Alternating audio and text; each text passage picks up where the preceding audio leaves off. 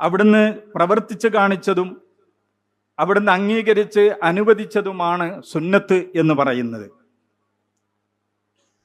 വിശുദ്ധ ഖുർആനിൻ്റെ ആധികാരികമായ വ്യാഖ്യാനമാണ് സുന്നത്ത് എന്നാണ് ഈ പറഞ്ഞതിൻ്റെ അർത്ഥം. റസൂലുള്ളാഹി സ്വല്ലല്ലാഹു അലൈഹി വസല്ലം ഒരിക്കലും പ്രവാചകന്റെ ഇഷ്ടപ്രകാരം ഏതെങ്കിലും ഒരു കാര്യം പറഞ്ഞിട്ടില്ല. വമാ യന്തിഖു അനിൽ ഹവാ ഇൻ ഹുവ ഇല്ലാ വഹ്യുൻ യൂഹാ എന്നാണ് വിശുദ്ധ ഖുർആൻ പ്രവാചകനെ കുറിച്ച് പറഞ്ഞത്.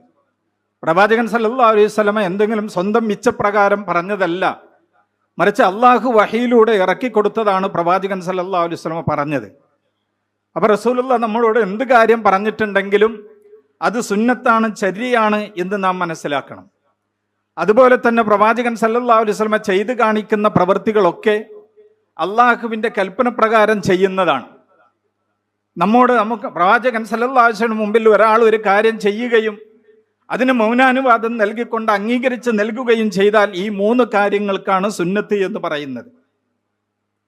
അത് വിശുദ്ധ ഖുർആനിൻ്റെ വ്യാഖ്യാനമാണ്, ഖുർആനിൻ്റെ പ്രായോഗിക രൂപമാണ് യഥാർത്ഥത്തിൽ സുന്നത്ത് എന്ന് പറയുന്നത്.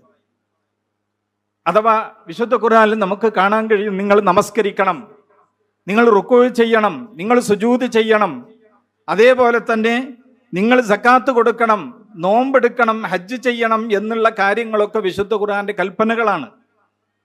പക്ഷെ നിസ്കരിക്കേണ്ടത്, നിസ്കാരത്തിന്റെ രൂപം എങ്ങനെയാണ്, റുക്കൂ ചെയ്യേണ്ടത് എങ്ങനെയാണ്, സുജൂദ് ചെയ്യേണ്ടത് എങ്ങനെയാണ്, അതിലെന്ത് പ്രാർത്ഥിക്കണം, അതിൻ്റെ സമയം ഏതാണ്, ഏത് സമയത്ത് നിസ്കരിക്കണം, എത്ര റക്അത്ത് നിസ്കരിക്കണം, ഇങ്ങനെയുള്ള വിഷയങ്ങളൊക്കെ വിശുദ്ധ ഖുർആന് വിവരിച്ചു തരുന്നത് റസൂലുള്ളാഹി സ്വല്ലല്ലാഹു അലൈഹി വസല്ലമയാണ്.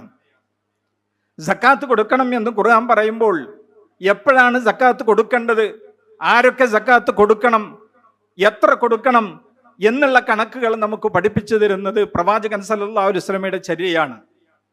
അതുപോലെ തന്നെ ഹജ്ജ് കർമ്മങ്ങൾ, എല്ലാ ഇബാദത്തുകളും നമുക്ക് പഠിപ്പിച്ചു തരുന്നത് പ്രവാചകൻ സല്ലല്ലാഹു അലൈഹി വസല്ലമയാണ്. മനുഷ്യ ജീവിതത്തിലെ പ്രധാനപ്പെട്ട വിവാഹം, തലാഖ്, അതുപോലുള്ള മനുഷ്യയുമായ ജീവിതസ്പർശിയായിട്ടുള്ള എല്ലാ കാര്യങ്ങളും പ്രവാചകനാണ് നമുക്ക് ചെയ്തു കാണിച്ചു തന്നത്. ചുരുക്കത്തിൽ റസൂലുള്ളാഹി സ്വല്ലല്ലാഹു അലൈഹി വസല്ലമയുടെ ചര്യയെ മാറ്റി നിർത്തിയാൽ ഇസ്ലാമിക ശരീഅത്ത് നമുക്ക് തികച്ചും അപൂർണമാണ് എന്നാണ് നാം അടിസ്ഥാനപരമായിട്ട് മനസ്സിലാക്കേണ്ടത്. അപ്പം നബിചര്യ എന്ന് പറയുന്ന ചര്യ ഇല്ലെങ്കിൽ വിശുദ്ധ ഖുർആൻ നമുക്ക് മനസ്സിലാക്കാൻ കഴിയില്ല. ആ ഖുർആൻ നമുക്ക് മനസ്സിലാക്കണമെങ്കിൽ അതിൻ്റെ ചര്യ നമ്മൾക്ക്, പ്രവാചക ചര്യ നമുക്ക് തീർച്ചയായിട്ടും വേണം. കാരണം വിശുദ്ധ ഖുർആൻ പറഞ്ഞു സൂറത്തുൻ നഹ്ലിലെ 44-ാമത്തെ ആയത്തിൽ വഅൻസൽനാ ഇലൈക ദിക്റ ലിതുബയ്യിന ലിന്നാസി മാ നുസ്സില ഇലൈഹിം വഅൻസൽനാ ഇലൈക ദിക്റ. പ്രവാചകരെ, അങ്ങേക്ക് നാം ഈ പ്രമാണമാകുന്ന വിശുദ്ധ ഖുർആൻ ഇറക്കി തന്നിരിക്കുന്നു. എന്തിനു വേണ്ടിയാണ് ഇറക്കിയത്?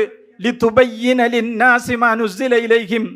അവരിലേക്ക് ഇറക്കപ്പെട്ടിട്ടുള്ള ഈ വിശുദ്ധ ഖുർആൻ അവർക്ക് നീ വിവരിച്ചു കൊടുക്കുന്നതിന് വേണ്ടിയാണ് ഈ ഖുർആൻ ഇറക്കി തന്നിട്ടുള്ളത് എന്നാണ് പറഞ്ഞത്. അപ്പൊ ആ വിശുദ്ധ ഖുർആനെ ഒന്നാമതായിട്ട് വ്യാഖ്യാനിക്കേണ്ടതും ഖുർആനെ വിവരിക്കേണ്ടതും ഒന്നാമത്തെ പ്രവാചകൻ സല്ലല്ലാഹു അലൈഹി വസല്ലമയാണ് ഒന്നാമത്തെ അധ്യാപകൻ. ആ പ്രവാചകൻ പഠിപ്പിച്ചതുപോലെയാണ് നമ്മൾ വിശുദ്ധ ഖുർആനിനെ മനസ്സിലാക്കേണ്ടത് എന്നാണ്. ആ ഉത്തരവാദിത്വം പ്രവാചകൻ സല്ലല്ലാഹു അലൈഹി വസല്ലമയിൽ ഏൽപ്പിച്ചിട്ടുള്ള ഉത്തരവാദിത്വം റസൂലുള്ളാഹി സല്ലല്ലാഹു അലൈഹി വസല്ലമ യാതൊരു കോട്ടവുമില്ലാതെ, യാതൊരു ന്യൂനതയും വരുത്താതെ, ഒരു കുറവും വരുത്താതെ അത് യഥാവിധി കൃത്യമായി കൊണ്ട് തന്നെ ഈ ലോകത്തോട് പഠിപ്പിച്ചിട്ടാണ് പ്രവാചകൻ സല്ലല്ലാഹു അലൈഹി വസല്ലമ വിട പറഞ്ഞത്. അതുകൊണ്ട് തന്നെ മുസ്ലിങ്ങളെ സംബന്ധിച്ചിടത്തോളം അവരുടെ വിശ്വാസ കാര്യങ്ങളും അവരുടെ കർമ്മങ്ങളും അവരുടെ സ്വഭാവങ്ങളും അവരുടെ സംസ്കാരങ്ങളും അവരുടെ ജീവിത രീതിയും എല്ലാം തന്നെ ആ പ്രവാചകനിലേക്ക് നോക്കിക്കൊണ്ടാവണം. എങ്ങനെയാണ് പ്രവാചകൻ വസ്ത്രം ധരിച്ചത്, എങ്ങനെയാണ് പ്രവാചകൻ കുടുംബജീവിതം നയിച്ചത്, എങ്ങനെയാണ് പ്രവാചകൻ സല്ലല്ലാഹു അലൈഹി വസല്ലമയുടെ സ്വഭാവങ്ങൾ ഉണ്ടായിരുന്നത് എന്ന് നോക്കിയാകണം ഒരു മുസ്ലിം അവന്റെ ജീവിതത്തിൽ പ്രവർത്തികൾ. ഇബാദത്തുകളാണെങ്കിൽ പ്രവാചകൻ എങ്ങനെ പഠിപ്പിച്ചു, എന്ത് ചൊല്ലാൻ പഠിപ്പിച്ചു, ആ രീതി അനുസരിച്ച് പ്രവർത്തിക്കുമ്പോഴാണ് അവന് സുന്നത്ത് എന്താണെന്നുള്ളത് മനസ്സിലാക്കുന്നത്. ഈ 2 വിശുദ്ധ ഖുർആനാകുന്ന അള്ളാഹുവിന്റെ ഗ്രന്ഥവും അതിൻ്റെ വിവരണമായിരിക്കുന്ന പ്രവാചക സുന്നത്തും, ഈ 2ഉം മുറുകെ പിടിക്കുന്ന കാലത്തോളം അതിൽ നിന്ന് ഒരു മനുഷ്യൻ അവന്റെ യഥാർത്ഥ വഴിയിൽ നിന്ന്, സിറാത്തുൽ മുസ്തഖീമിൽ നിന്ന് ഒരിക്കലും വ്യതിചലിക്കുകയില്ല. അതുകൊണ്ടാണ് പ്രവാചകൻ സല്ലല്ലാഹു അലൈഹി വസല്ലമ അവിടുന്ന് പറഞ്ഞു, തറക്തു ഫീകും അംറൈൻ, ഞാൻ നിങ്ങൾക്ക് രണ്ട് കാര്യങ്ങൾ വിട്ടേച്ചു പോകുന്നു. ലൻ തളില്ലു മാ തമസ്സക്തും ബിഹിമാ, അത് രണ്ടും നിങ്ങൾ മുറുകെ പിടിക്കുന്ന കാലത്തോളം ഒരിക്കലും നിങ്ങൾ വഴിപിഴക്കുകയില്ല. എന്താണത്? കിതാബുല്ലാ, ഒന്ന് അള്ളാഹുവിന്റെ ഗ്രന്ഥമാണ്. വസുന്നത റസൂലിഹി, ആ പ്രവാചകന്റെ ചര്യയാണ്. ഇത് രണ്ടുമാണ്. ഒന്ന് അള്ളാഹുവിന്റെ ഗ്രന്ഥം, മറ്റൊന്ന് ആ ഗ്രന്ഥത്തെ വിശദീകരിക്കുന്ന പ്രവാചക ചര്യ. അപ്പോൾ വഴിതെറ്റാതെ ഒരു വിശ്വാസിക്ക് ജീവിക്കണമെങ്കിൽ ഈ രണ്ട് മാർഗം പൂർണ്ണമായി അനുസരിച്ച് ജീവിക്കുമ്പോഴാണ്. വിശ്വാസികളെ നമ്മൾ മനസ്സിലാക്കേണ്ടത്, ആ പ്രവാചകചര്യ മനസ്സിലാക്കുമ്പോൾ വിശുദ്ധ ഖുർആൻ പഠിക്കാൻ നമുക്കതിൻ്റെ മാതൃകകളുണ്ട്, എങ്ങനെ പഠിക്കണം എന്നുള്ളത് എന്നൊക്കെ. അതാണ് നമ്മൾ ഇസ്ലാമിലേക്ക് വരുമ്പോൾ നമ്മൾ പ്രഖ്യാപിക്കുന്ന ഷഹാദത്ത്, അഷ്ഹദു അന്ന മുഹമ്മദ് റസൂലുള്ളാഹി എന്ന് പറയുന്നതിലൂടെ നമ്മൾ പ്രഖ്യാപിക്കുന്നത് ആ മുഹമ്മദ് നബി അള്ളാഹുവിന്റെ ദൂതനാകുന്നു എന്ന് ഞാൻ സാക്ഷ്യം വഹിക്കുന്നു എന്ന് പ്രഖ്യാപിക്കുന്നത്, ആ പ്രവാചകന്റെ ചര്യകൾ ഞാൻ മുറുകെ പിടിക്കാൻ ബാധ്യസ്ഥനാണ്, അത് ഞാൻ അംഗീകരിക്കുന്നു, അത് ഞാൻ സ്വീകരിക്കുന്നു എന്ന ഒരു വിശ്വാസം അവൻ അതിലൂടെ ഊട്ടി ഉറപ്പിക്കുന്നുണ്ട്. അതാണ് നബിചര്യ, സുന്നത്ത് എന്ന് പറയുന്നത്.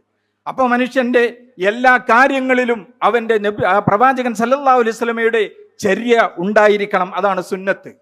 രണ്ടാമത് ബിദ്അത്ത് എന്ന് പറയുന്നത്. ബിദ്അത്ത് എന്ന് പറഞ്ഞാൽ നവീനമായുള്ളത്, പുതുതായി നിർമ്മിതമായത് എന്നാണ് അതിന് അർത്ഥം. എന്ന് പറഞ്ഞാൽ മുൻ മാതൃകയില്ലാതെ പുതുതായി ഉണ്ടാക്കപ്പെടുന്ന കാര്യങ്ങൾക്കാണ് ഹദസ്, അതായത് ബിദ്അത്ത് എന്ന് പറയുന്നത്. ഇവിടെ മതത്തിൽ, ഇസ്ലാമിൽ ബിദ്അത്ത് എന്ന് പറഞ്ഞാൽ പ്രവാചകൻ സല്ലല്ലാഹു അലൈഹി വസല്ലമയുടെ ചര്യയിൽ ഇല്ലാത്തതും സഹാബത്തിന്റെ കാലശേഷം ഇസ്ലാമിൽ കടത്തിക്കൂട്ടിയതുമായിട്ടുള്ള പുതിയതായ ഉണ്ടായ കാര്യങ്ങൾക്കാണ് മതത്തിൽ ബിദ്അത്ത് എന്ന് പറയുന്നത്. അത്തരം കാര്യങ്ങൾക്ക് ബിദ്അത്ത് അത് വർജിക്കപ്പെടേണ്ടതാണ് എന്ന് നബി സല്ലല്ലാഹു അലൈഹി വസല്ലം പറഞ്ഞ ബിദ്അത്താണത്. അതുകൊണ്ട് സുന്നത്തിന്റെ പ്രാധാന്യം നമ്മൾ പറയുന്നതനുസരിച്ച് ബിദ്അത്തിന്റെ ഗൗരവവും നമ്മൾ മനസ്സിലാക്കേണ്ടതുണ്ട്. വിശുദ്ധ ഖുർആനിന്റെ ആധികാരിക വ്യാഖ്യാനമാണ് വിശുദ്ധ റസൂലുള്ളാഹി സ്വല്ലല്ലാഹു അലൈഹി വസല്ലമയുടെ സുന്നത്ത്. റസൂലുള്ളാഹി സ്വല്ലല്ലാഹു അലൈഹി വസല്ലമയോട് അല്ലാഹു പറഞ്ഞു, യാ അയ്യുഹർ റസൂൽ ബല്ലിഗ് മാ ഉൻസില ഇലൈക മിൻ റബ്ബിക്, ഓ പ്രവാചകരെ, അങ്ങയുടെ റബ്ബിൽ നിന്ന് താങ്കൾക്ക് ഇറക്കപ്പെട്ടിട്ടുള്ള അതിനെ നിങ്ങൾ എത്തിച്ചു കൊടുക്കണം, പ്രബോധനം ചെയ്യണം എന്ന് പ്രവാചകനോട് പറഞ്ഞു.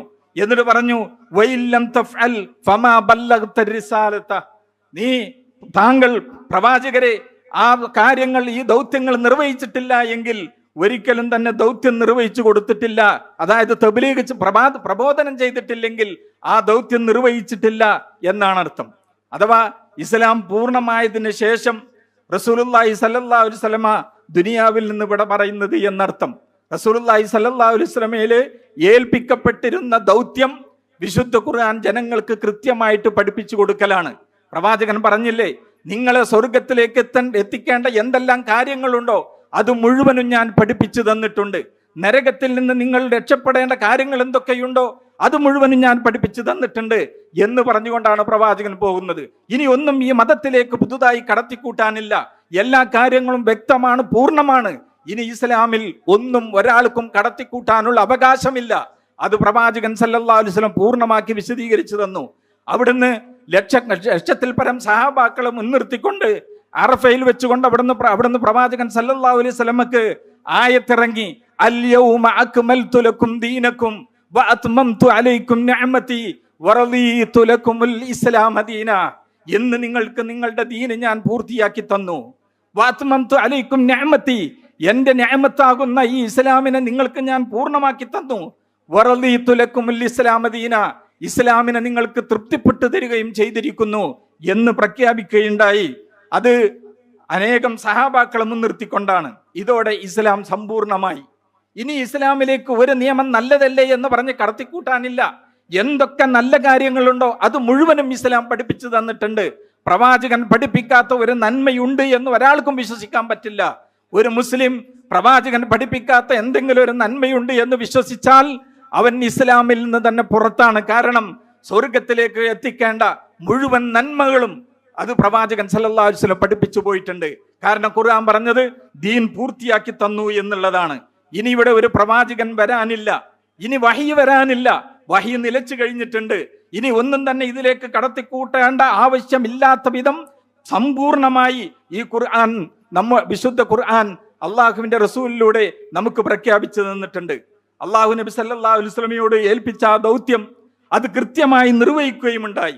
അവസാനത്തെ ഹജ്ജിൽ വെച്ചുകൊണ്ട് ഈ ആയത്തിറങ്ങിയിട്ട് പ്രവാചകൻ സല്ലല്ലാഹു അലൈഹി വസല്ലമ ആ സഹാബാക്കളെയൊക്കെ മുൻനിർത്തിക്കൊണ്ട് ചോദിച്ചു, അലാ ഹൽ ബല്ലഗ്തു, അലാ ഹൽ ബല്ലഗ്തു, ഞാൻ നിങ്ങൾക്ക് എത്തിച്ചു തന്നിട്ടില്ലേ, ഞാൻ നിങ്ങൾക്ക് എത്തിച്ചു തന്നിട്ടില്ലേ, പ്രവാചകന് അള്ളാഹു എന്നെ ഏൽപ്പിച്ചിട്ടുള്ള മുഴുവൻ കാര്യങ്ങളും ഞാൻ നിങ്ങൾക്ക് എത്തിച്ചു തന്നിട്ടില്ലേ എന്ന് 3 പ്രാവശ്യം ചോദിച്ചു. സഹാബാക്കൾ ഒന്നടങ്കം മറുപടി പറഞ്ഞു, ഞാൻ എത്തിച്ചു തന്നിട്ടുണ്ട് പ്രവാചകനെ, നിങ്ങൾ ബല്ലഗ്ത റിസാല, ആ ദൗത്യം നിങ്ങൾ നിർവഹിച്ചു കഴിഞ്ഞിട്ടുണ്ട് എന്ന് പറഞ്ഞു. പ്രവാചകൻ സല്ലല്ലാഹു അലൈഹി വസല്ലമ അവിടുത്തെ ചൂണ്ടുവിരൽ ആകാശത്തേക്ക് ഉയർത്തിക്കൊണ്ട് പറഞ്ഞു, അല്ലാഹുമ്മ അശ്ഹദ്, അല്ലാഹുമ്മ അശ്ഹദ്, അല്ലാഹുമ്മ അശ്ഹദ്, അല്ലാഹുവേ നീ സാക്ഷിയാണ്, നീ സാക്ഷിയാണ്, നീ സാക്ഷിയാണ്. ഈ ജനസമുച്ചയത്തെ മുൻനിർത്തിക്കൊണ്ട് ഞാൻ പറയുന്നു, റബ്ബേ എന്നെ നീ ഏൽപ്പിച്ചിട്ടുള്ള ദൗത്യം ഞാൻ നിർവഹിച്ചു എന്ന് പ്രവാചകൻ പഠിപ്പിച്ചു. ഇനി ഇതിലൊന്നും വരാനില്ല.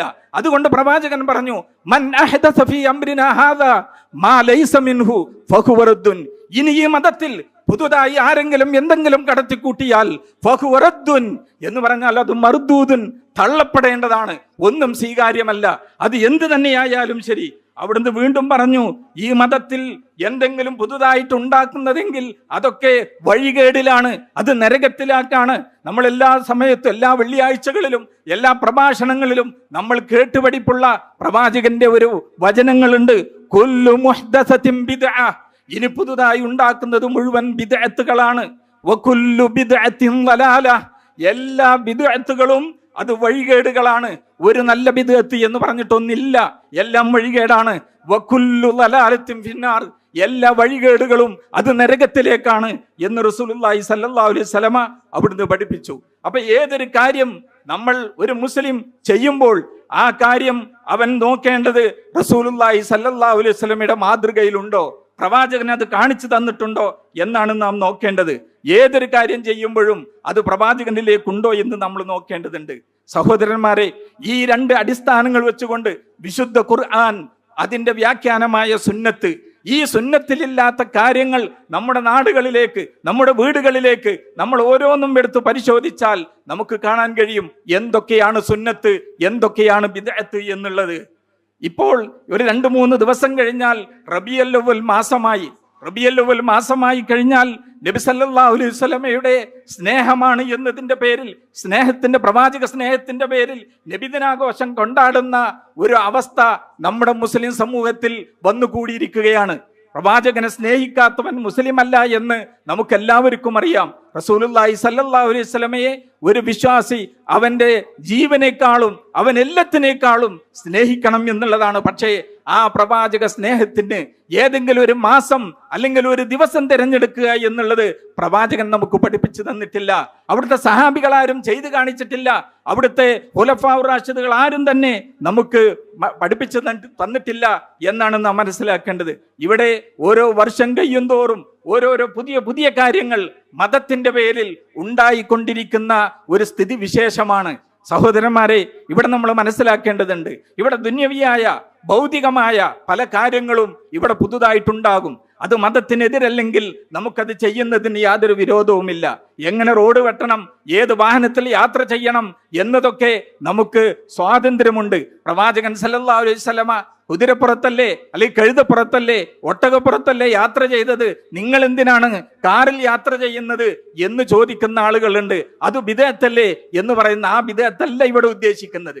മതത്തിൽ ഒരു പുണ്യമുണ്ട് എന്ന് കരുതിയിട്ട് ചെയ്യുന്ന നന്മകൾ, ആ നന്മകളാണ് ബിദ്അത്ത് എന്ന് പറയുന്നത്. അതായത് ഇന്ന കാര്യം ചെയ്താൽ അതിന് പുണ്യം കിട്ടും എന്ന് പ്രതീക്ഷിച്ചുകൊണ്ടാണ് ചെയ്യുന്നതെങ്കിൽ അത് പ്രവാചകൻ പഠിപ്പിക്കാത്ത കാര്യമാണെങ്കിൽ അത് ബിദ്അത്താണ്, അത് നരകത്തിലേക്കുള്ള കുല്ലു ളലാലത്തുൻ ഫിന്നാർ എന്ന് പറഞ്ഞതിലാണ് പെടുക. അതുകൊണ്ട് നമ്മൾ റബീഉൽ അവ്വൽ വരുന്ന സന്ദർഭങ്ങളിൽ നമ്മളൊന്ന് ആലോചിച്ച് നോക്കുക. പള്ളികളും റോഡുകളും എല്ലാം തോരണങ്ങൾ തൂക്കി, അതുപോലെ തന്നെ കമാൻഡറുകൾ റബീഉൽ അവ്വലിലേക്ക് സ്വാഗതം എന്ന് പറഞ്ഞുകൊണ്ട് ബോർഡുകൾ വെക്കുന്നു. ഇതൊക്കെ പ്രവാചക സ്നേഹത്തിന്റെ പേരിലാണ്. നമ്മളിവിടെ മനസ്സിലാക്കേണ്ട, നബി സല്ലല്ലാഹു അലൈഹി വസല്ലമയുടെ മദ്ഹ് എന്ന പേരിൽ ഗദ്യമായും പദ്യമായും ഗദ്യപദ്യ സമ്മിശ്രമായിട്ടൊക്കെ ചൊല്ലുന്ന മാല മൗലൂദുകൾ, ഇതൊക്കെ റസൂലുള്ളാഹി സ്വല്ലല്ലാഹു അലൈഹി വസല്ലമയുടെ കാലത്തുണ്ടായിരുന്നു. പ്രവാചക സ്നേഹത്തിന്റെ പേരിൽ റബീഉൽ അവ്വലിൽ വെച്ച് നബിദിനത്തിന്റെ ആ ദിവസത്തെ റബീഉൽ അവ്വൽ 12-നാണ് നബി ജനിച്ചതെന്നും 8-നാണെന്നും 9-നാണെന്നും 13-നാണെന്നും ഒക്കെ പണ്ഡിതന്മാർക്ക് അഭിപ്രായ വ്യത്യാസമുണ്ട്. ഈ ദിവസങ്ങളിൽ ഏതെങ്കിലും ഒരു ദിവസം നബി സല്ലല്ലാഹു അലൈഹി വസല്ലം ജനിച്ച ദിവസമാണ്, ഇന്ന് പുണ്യമുള്ള ദിവസമാണ്, ഇന്ന് പ്രത്യേകം അന്നദാനം ചെയ്യണം, പ്രവാചകന്റെ മേൽ പ്രത്യേകം ഒരു സലാത്ത് ചൊല്ലണം എന്ന് പറഞ്ഞതായിട്ട് നമുക്ക് എവിടെയും കാണാൻ കഴിയില്ല. വിശുദ്ധ ഖുർആനിലോ തിരുസുന്നത്തിലോ ഇമാമുകൾ പഠിപ്പിച്ചതായിട്ടോ നമുക്ക് എവിടെയും കാണാൻ കഴിയില്ല. നമുക്കറിയാം റസൂലുള്ളാഹി സ്വല്ലല്ലാഹു അലൈഹി വസല്ലമയുടെ രണ്ട് അമ്മോശന്മാരാണ് അബൂബക്കർ സിദ്ദീഖ് റളിയല്ലാഹു അൻഹും ഉമർ റളിയല്ലാഹു അൻഹും. ആ അമ്മോശന്മാരായ അവരുടെ കാലത്ത് അവരെപ്പോഴെങ്കിലും പ്രവാചകന്റെ പേരിൽ ഇന്ന് ജന്മദിനമാണ്, പ്രവാചകന്റെ റബീഉൽ അവ്വൽ മാസമാണ് എന്ന് പറഞ്ഞ് ഒരു പ്രത്യേക ഒരു പുണ്യകർമ്മം ചെയ്തതായിട്ട് നമുക്ക് തെളിയിക്കാൻ കഴിയില്ല. അതുപോലെ ഉസ്മാൻ റളിയല്ലാഹു അൻഹു, അലി റളിയല്ലാഹു അൻഹു, ഇവർ രണ്ടും നബി സല്ലല്ലാഹു അലൈഹി വസല്ലം മരുമക്കളാണ്. അവരും തന്നെ പ്രവാചകൻ സല്ലല്ലാഹു അലൈഹി വസല്ലമയുടെ ജന്മദിനം ആഘോഷിച്ചിട്ടില്ല. അതേപോലെ തന്നെ ലക്ഷക്കണക്കിന് പ്രവാചക സഹാബികൾ, ആ ലക്ഷത്തിൽ പരം വരുന്ന സഹാബികൾ, ഒരൊറ്റ സഹാബി പോലും ഇന്ന് നബി ജനിച്ച ദിവസമാണ് അല്ലെങ്കിൽ റബീഉൽ അവ്വൽ മാസമാണ് എന്ന് പറഞ്ഞ് അന്നൊരു മൗലൂദോ ഒരു പാരായണമോ ഒരു സലാത്തോ ഒരു സ്കൗട്ട് സംഘടിപ്പിക്കലോ ഒരു ദഫ് മുട്ടലോ അല്ലെങ്കിൽ അതിന്റെ പേര് എന്തെങ്കിലും ഒരു ബാനർ തൂക്കൽ പോലും അവിടുന്ന് ഉണ്ടായിട്ടില്ല. കാരണം അവർക്കൊന്നും നബിയോട് സ്നേഹമില്ലാനിട്ടല്ല, അത് പ്രവാചക ചര്യയല്ല. വിശുദ്ധ ഖുർആനിൽ 25ഓളം പ്രവാചകന്മാരുടെ പേരുണ്ട്. ഒരൊറ്റ പ്രവാചകൻ ജനിച്ച തീയതിയോ ഒരു പ്രവാചകന്റെ മരണപ്പെട്ട ദിവസമോ ഒന്നും തന്നെ ഖുർആനിൽ നമുക്ക് കാണുക സാധ്യമല്ല. എന്തുകൊണ്ട്? മരണ ദിവസങ്ങൾ അതിന് ഇസ്ലാമിൽ യാതൊരു പ്രാധാന്യങ്ങളുമില്ല എന്നത് തന്നെയാണ്. അതുകൊണ്ട് സഹോദരന്മാരെ, നമ്മൾ മനസ്സിലാക്കേണ്ടത് ആയിഷ റളിയല്ലാഹു അൻഹ നബി സല്ലല്ലാഹു അലൈഹി വസല്ലമയുടെ പ്രിയ പത്നിയാണ്.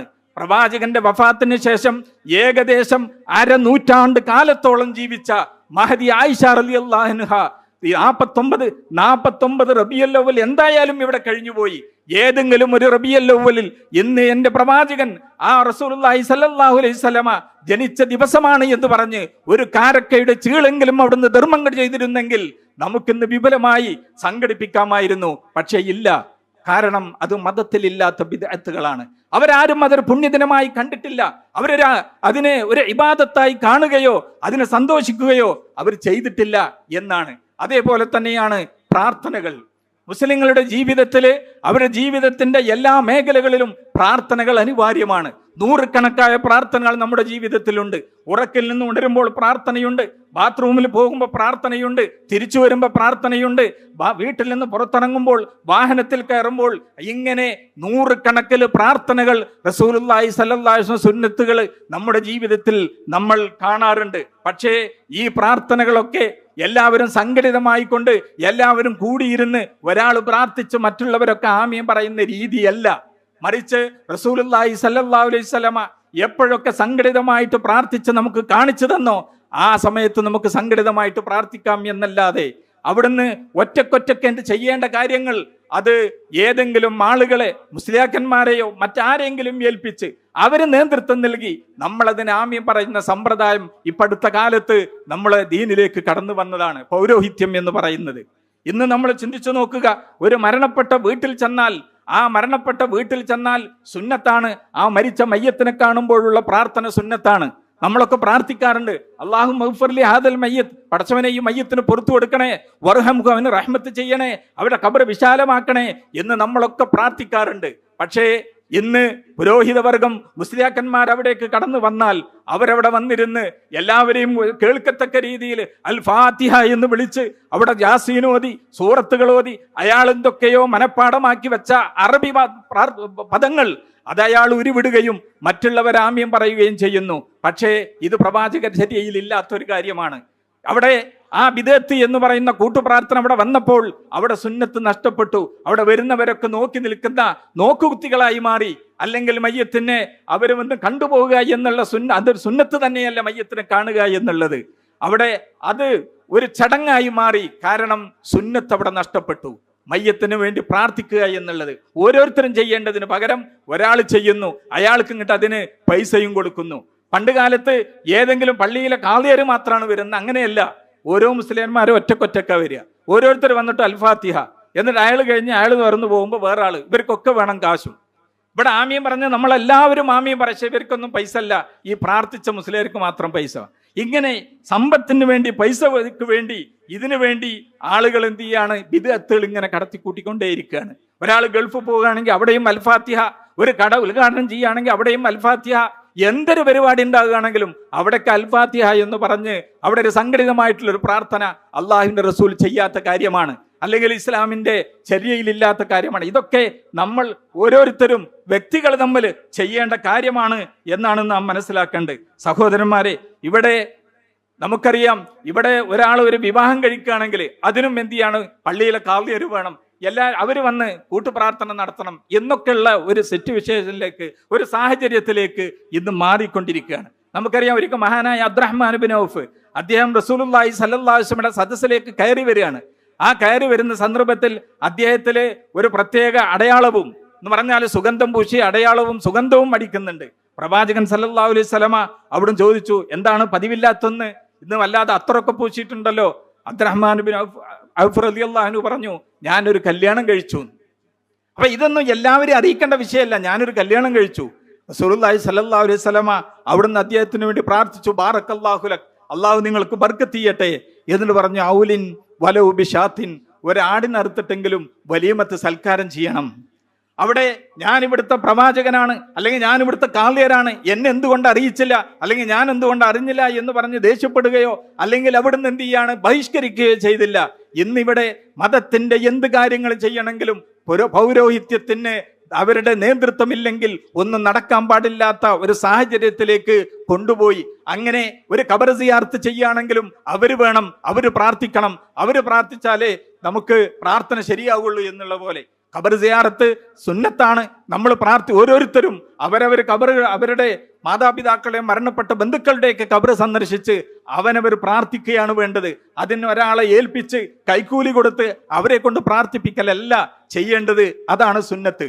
സഹോദരന്മാരെ, ഇങ്ങനെ ഓരോ വിഷയങ്ങൾ എടുത്തു നോക്കിയാലും നമുക്ക് കാണാൻ കഴിയും, ഒരു പുതിയപ്പിള ഇറങ്ങുകയാണെങ്കിലും ഏത് ദിവസത്തിലും എല്ലാ കാര്യത്തിലും ഇവിടെ പൗരോഹിത്യം ഇടപെടുന്നു. അതൊക്കെ ബിദ്അത്തുകളാണ്. അവിടെ ഈ ബിദ്അത്തുകൾ വരുന്നിടത്തൊക്കെ സുന്നത്തുകൾ നഷ്ടപ്പെട്ടുകൊണ്ടിരിക്കുകയും ചെയ്യുന്നു എന്നാണ് നാം മനസ്സിലാക്കണം. അതേപോലെ തന്നെ ഇപ്പോ ഒരു 10-30 വർഷം മുമ്പ് ഇവിടെയുള്ള ആളുകൾക്ക് അറിയാൻ കഴിയും, ഒരു 30 വർഷം മുമ്പ് ഇവിടെ മരണപ്പെട്ടു കഴിഞ്ഞാൽ മരിച്ച ആളുടെ വീട്ടിൽ 3-ാം ദിവസം ഒരു 70,000 ദിക്റുകൾ ചൊല്ലുന്ന സമ്പ്രദായം മുമ്പ് ഇവിടെ ഉണ്ടായിരുന്നില്ല. അത് ഇപ്പൊ അടുത്ത കാലത്ത് വന്നൊരു കാര്യമാണ്. അതാണ് ബിദ്അത്ത് എന്ന് പറയുന്നത്. അള്ളാഹുവിന്റെ റസൂൽ സല്ലല്ലാഹു അലൈഹി വസല്ലം മരണപ്പെട്ടിട്ട് അവിടെ ഒരു 3 കഴിച്ചതോ, അല്ലെങ്കിൽ ഒരു ദിക്റ്, പിന്നെ മരിച്ച ആൾക്ക് വേണ്ടി ഒരു ദിക്റ് ചൊല്ലുന്ന സമ്പ്രദായം, അല്ലെങ്കിൽ 7-ന്, ഒരു 40-ന്, അല്ലെങ്കിൽ ഒരു ആണ്ട്, ഇങ്ങനെയൊക്കെ പറയുന്ന സമ്പ്രദായങ്ങൾ ഇസ്ലാമിൽ എവിടെയും ഒരു രേഖയും നമുക്ക് കാണാൻ കഴിയില്ല. അതൊക്കെ ബിദ്അത്തുകളാണ് എന്ന് നാം മനസ്സിലാക്കുക. അതുപോലെ തന്നെ മൗലിദ് പാരായണങ്ങൾ, ഹദ്ദാദ് റാത്തീബ്, കുതുബിയത്ത്, ഇങ്ങനെ പലതരം ബൈത്തുകളും പദ്യങ്ങളുമായിട്ട് സാധാരണക്കാരായ ആളുകൾക്ക് അറിയാത്തത് അവര് ജനങ്ങൾക്ക് നേതൃത്വം നൽകി ചെയ്യുന്നു. അതിനുവേണ്ടി അവരാളുകളിൽ നിന്ന് പിന്നെ സമ്പത്ത് അവര് പിന്നെ കൈക്കലാക്കുകയും ചെയ്യുക എന്നുള്ളതാണ്. അതേപോലെ തന്നെ മജ്ലിസുന്നൂർ എന്ന് പറയുന്ന ദിക്റുകളാണ് ചൊല്ലുന്നത് എന്ന് പറഞ്ഞ് അതിന്റെ പേരിൽ കുറെ സ്ത്രീകളും കുറെ ആളുകളും അതിന്റെ പേരിൽ ഒരുമിച്ച് കൂട്ടി അതിനുവേണ്ടി ഒരു ചടങ്ങായിട്ട് കൂട്ടുന്ന ദുആ ചൊല്ലുന്നതിന് വേണ്ടിയും പ്രാർത്ഥനയ്ക്ക് വേണ്ടിയും സലാത്തിന് വേണ്ടിയും ഒക്കെ സമ്മേളനങ്ങൾ സംഘടിപ്പിക്കുക. ഇതൊക്കെ ബിദ്അത്തായ ഒരു കാര്യങ്ങളാണ്. റസൂലുള്ളാഹി സ്വല്ലല്ലാഹു അലൈഹി വസല്ലമ ഒരിക്കലും ഇങ്ങനെ നമുക്കിന്നൊരു ദുആ സമ്മേളനം നടത്താം, ഒരു മജ്ലിസുന്നൂർ നടത്താം, ഒരു ഹദ്ദാദ് റാത്തീബ് നടത്താം എന്ന് പറഞ്ഞിട്ട് സഹാബാക്കൾ ആരും ചെയ്തിട്ടില്ല. അബൂ മൂസൽ അശ്അരി റളിയല്ലാഹു അൻഹു ഒരിക്കൽ പള്ളിയിൽ വരുന്ന സന്ദർഭത്തിൽ അവിടെ കുറെ ആളുകൾ വട്ടമിട്ടിരുന്നു കൊണ്ട് ഒരാൾ പറയും, കബ്ബിറു, നിങ്ങൾ തക്ബീർ ചൊല്ലണം. അപ്പൊ എല്ലാവരും അവിടുന്ന് കല്ലുകൾ മാറ്റി വെച്ചുകൊണ്ട് അല്ലാഹു അക്ബർ അല്ലാഹു അക്ബർ എന്നിങ്ങനെ 100 പ്രാവശ്യം തക്ബീർ ചൊല്ലും. പിന്നെ പറയും ഹല്ലിലു, അപ്പോൾ അവര് അൽഹംദുലില്ലാഹി എന്ന് പറയും. അതുപോലെ സബ്ബിഹു, പിന്നെ നിങ്ങൾ തസ്ബീഹ് ചൊല്ലെന്ന് പറയുമ്പോഴും ഇവരിങ്ങനെ കല്ല് നീക്കിക്കൊണ്ട് തസ്ബീഹ് ചൊല്ലുകയാണ്. അവിടെ അബൂ മൂസൽ അശ്അരി റളിയല്ലാഹു അൻഹു ഉടനെ ഇബ്നു മസ്ഊദ് റളിയല്ലാഹു അൻഹുവിന്റെ വീട്ടിലേക്ക് പോയി അദ്ദേഹത്തെ വിളിച്ചു കൊണ്ടുവന്ന് ഇത് കാണിച്ചു കൊടുക്കുകയാണ്. അബ്ദുല്ലാഹി ഇബ്നു മസ്ഊദ് റളിയല്ലാഹു അൻഹു ഇത് കണ്ടപ്പോൾ അവിടെയുള്ള ആളുകളോട് പറഞ്ഞു, മാ അസ്റാ ഹലകതുക്കും ഹൗലായി സഹാബത്തു നബിയിക്കും മുതവഫിറൂന, നിങ്ങൾ എത്ര പെട്ടെന്നാണ് ഇങ്ങനെ നശിച്ചു പോയത്. ഈ പ്രവാചകന്റെ അനുയായികൾ ഇപ്പോഴും ധാരാളമുണ്ട്. സല്ലല്ലാഹു അലൈഹി വസല്ലം ഉപയോഗിച്ച വസ്ത്രങ്ങൾ നുരുമ്പിപ്പോയിട്ടില്ല, വആനിയതുഹു ലം തുക്സർ, നബി ഉപയോഗിച്ച പാത്രങ്ങൾ ഉടഞ്ഞിട്ടില്ല, അപ്പോഴേക്കും നിങ്ങൾ മതത്തിൽ ബിദ്അത്തുകൾ ഉണ്ടാക്കുകയാണോ എന്ന് പറഞ്ഞിട്ട് ചില റിപ്പോർട്ടുകളിലുണ്ട് അവരാ പള്ളിയിൽ നിന്ന് പുറത്താക്കി എന്നും നിങ്ങൾക്ക് നിങ്ങളുടെ പാപങ്ങൾ എണ്ണിക്കൂടെ എന്ന് പറഞ്ഞ സംഭവം ഹദീസുകൾ സ്ഥിരപ്പെട്ടിട്ടുണ്ട്. ഒരു സലാത്തല്ലേ, ഒരു തക്ബീറല്ലേ, ഒരു അൽഹംദുലില്ലാഹ് ചൊല്ലലല്ലേ, എന്താ കുഴപ്പം എന്ന് നമ്മൾ ചോദിക്കുന്നവരുണ്ട്.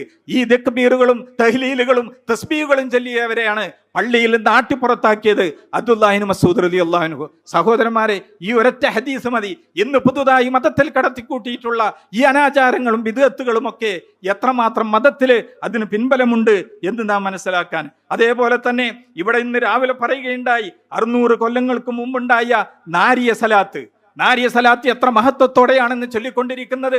എന്നാൽ അതിന് വെറും 600 കൊല്ലത്തിന്റെ പഴക്കമേ ഉള്ളൂ. അള്ളാഹുവിന്റെ റസൂലിന് പരിചയമില്ല, ഖുലഫാഉർ റാഷിദുകൾക്ക് പരിചയമില്ല, സഹാബികൾ ചൊല്ലിയിട്ടില്ല, ഇമാമുകൾ ചൊല്ലിയിട്ടില്ല, ഇമാം ഷാഫി റഹ്മഹുള്ള കണ്ടിട്ടില്ല.